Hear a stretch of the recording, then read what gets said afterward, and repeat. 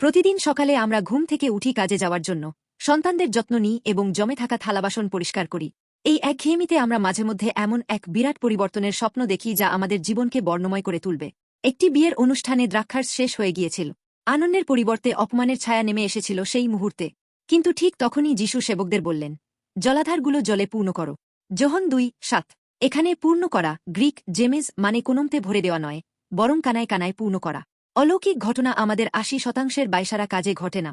যখন মনে হয় এর কি মূল্য আছে, সেই সংশয়ের মুহূর্তেও আমাদের দৈনন্দিন কাজের শেষ বিন্দু পর্যন্ত দেওয়া নিষ্ঠাই অলৌকিকতা কিন্তু কেন সেই পাথরগুলো সূচীকরণ বা পবিত্র হওয়ার কাজে ব্যবহৃত হতো? সেই সময় জিহুদিরা নিয়ম পালনের জন্য হাত পা ধুতে এই জল ব্যবহার করত। কিন্তু সেই জল কেবল বাইরের ময়লা পরিষ্কার করত, হৃদয়ের গভীর তৃষ্ণা মেটাতে পারত না। যিশু আমাদের সেই সাধারণ জলের মতো জীবনে দ্রাক্ষারস বা নতুন জীবন দান করলেন। বাইবেলে দ্রাক্ষারস যিশুর সেই রক্তের প্রতীক যা তিনি আমাদের জন্য ঝরিয়েছিলেন। জল যদি হয় পুরাতন নিয়ম, তবে দ্রাক্ষারস হল ক্রুশ ও পুনরুত্থানের মাধ্যমে পূর্ণ হওয়া আনন্দ ও জীবনের উৎসব। আমাদের নিষ্ঠা যখন যিশুর অনুগ্রহের সাথে মিলিত হয়, তখন জীবনের এক গুণগত রূপান্তর ট্রান্সফরমেশন ঘটে। প্রিয় বন্ধুরা, ক্রুশ ও পুনরুত্থান 2000 বছর আগের কোনো সাধারণ ঘটনা নয়। যিশু আজ আপনার এই প্রতিদিনের জীবনে উপস্থিত হন।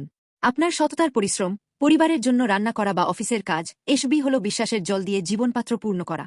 যখন আপনি যিশুকে বিশ্বাস করে কানায় কানায় পূর্ণ করবেন, জেমেজ, তখন আপনার সাধারণ জীবন অন্যের কাছে শ্রেষ্ঠ দ্রাক্ষারসের মতো আনন্দের উৎস হয়ে উঠবে।